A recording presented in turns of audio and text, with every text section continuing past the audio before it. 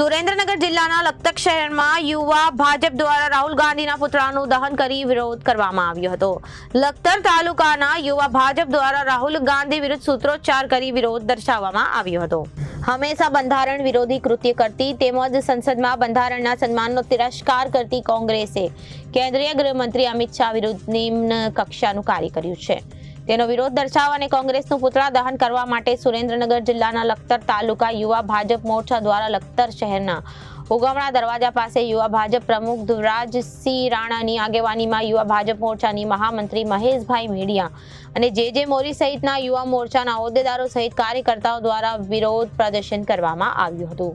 લખતર શહેરના ઉગમણા દરવાજા પાસે યુવા ભાજપ મોરચા દ્વારા રાહુલ ગાંધીના પુતળાનું દહન કરી પ્રદર્શન દરમિયાન બેનરો સાથે સૂત્રોચ્ચાર કરી વિરોધ વ્યક્ત કરવામાં આવ્યો હતો। જે વિરોધની જાણ પોલીસને થતા લખતર પીઆઈ વાયપી પટેલ સહિતના પોલીસ કાફલો ઘટના સ્થળે દોડી આવ્યો હતો અને વિરોધ પ્રદર્શન કરી રહેલા યુવા ભાજપના કાર્યકરોની અટકાયત કરી વિરોધ પ્રદર્શન અટકાવવા પોલીસ દ્વારા પ્રયત્ન કરવામાં આવ્યો હતો।